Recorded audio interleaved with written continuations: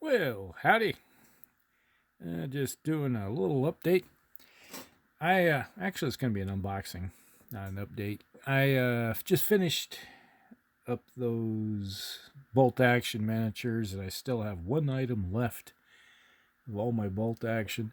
I picked this up last year, the same time I did the Russian armored car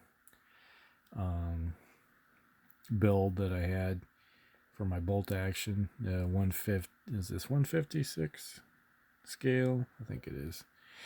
And I wanted to have something for my Americans also, and I picked this up at the same time. And now I'm finally getting around to working on it. I got the itch to work on it. This is the from Bolt Action, the M4 Sherman medium tank. It's artillery kit from Warlord Games. Obviously, these guys made it in for them.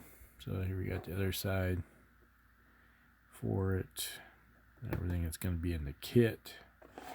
And you have includes a American British tank commander. So actually, depending on who the tank commander is, maybe will determine if it's for the British or the American forces. Right now, I just have Russian and Americans for 28 mil for my bolt action force. So we'll just unwrap this thing and see what's inside. There we go. Handy dandy X-Acto knife. It says it was $32. I got this off eBay. I think it was like $19.95 when I got it. So obviously it was on sale from whoever was selling it. All right. Here we got the guts. That's everything. Let's put the box off to the side here. Alright, so inside we have the instructions. Looks like it's fairly straightforward plastic kit. All the different steps in putting it together. Doesn't look like it's going to be too hard. If it's anything like the T-34 I put together for the Russians, that was fairly simple. We got a couple water slide transfers, standard fare. You got the American one. They're both identical, so you got all the nomenclature. This is the same thing that was in my for my M8 M20 armored car kit. So that's all that's left of the other one that I had. So got a couple of those. A little bit of advertising. That looks like a 250 SDK FZ 250, I think it is. And a little bit of other things advertising what they got for the system. And then everything goes in it. Nice little wrapper. Looks like I have to slice this bugger open without giving blood to the blood god.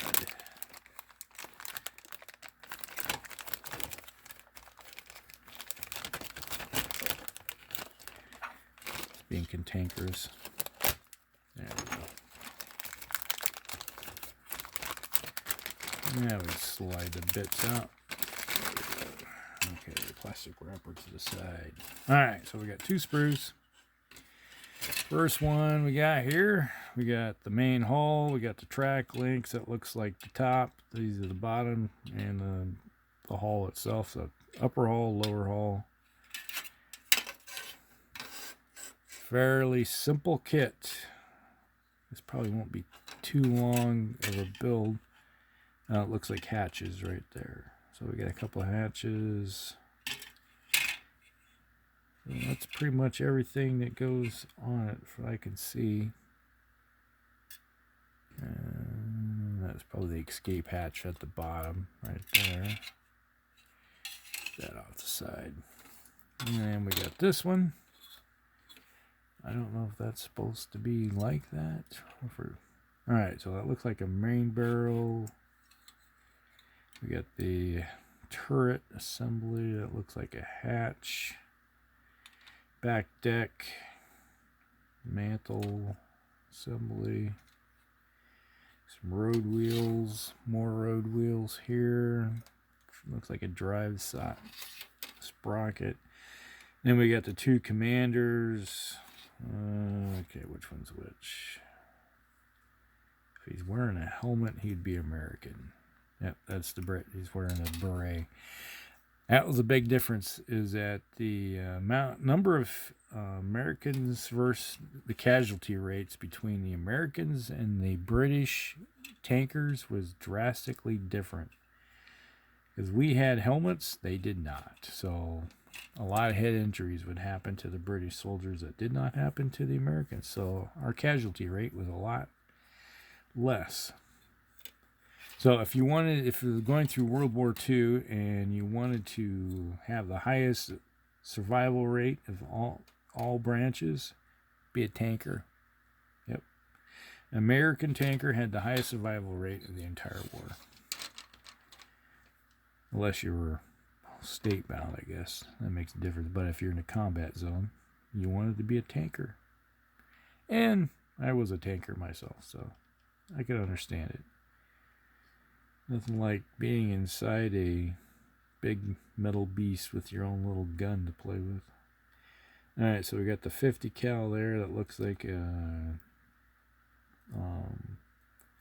bow gun there. And there's a couple more hatches. Let's see. We got... Okay, that's got to be that hatch there.